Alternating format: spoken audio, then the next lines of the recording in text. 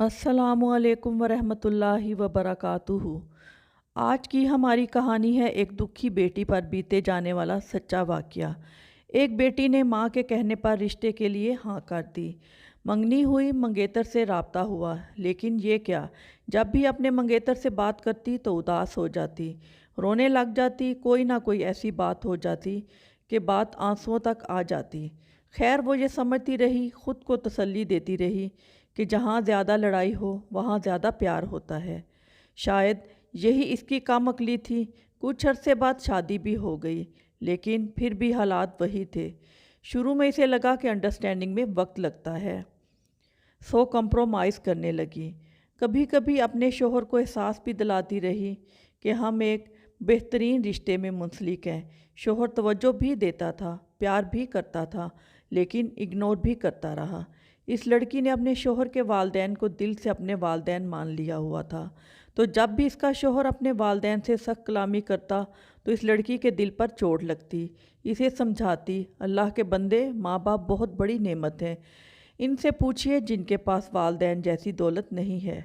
खैर ज़िंदगी चलती रही। इस लड़की के शोहर के दिल में इसकी पहली मोहब्बत दिल के किसी कोने में मौजूद थी।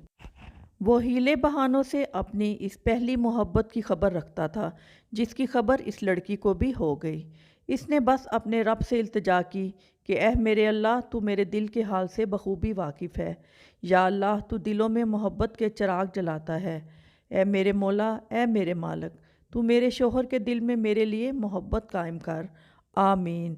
जब भी इसे मालूम पड़ता कि इसके शोहर ने अपनी साबका मोहब्बत से राब्ता किया, तो वो अपने रब के सामने यही दुआ करती और सोचती कि निकाह में तो बहुत ताकत अल्लाह ने रखी है, अल्लाह ज़रूर इसकी मदद करेगा, क्योंकि इसे अपनी वफ़ा, ताबेदारी, अपनी मोहब्बत और अपने खलूस पर बहुत मान था।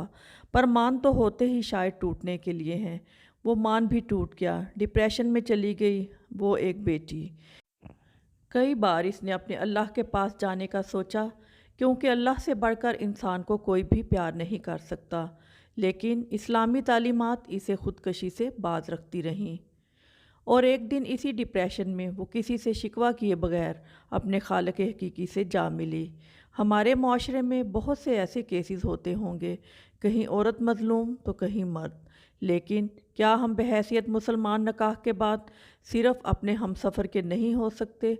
औरत और मर्द दोनों से गुजारिश है, खुदारा इस बारे में सोचिएगा ज़रूर। उम्मीद है आपको स्टोरी पसंद आई होगी।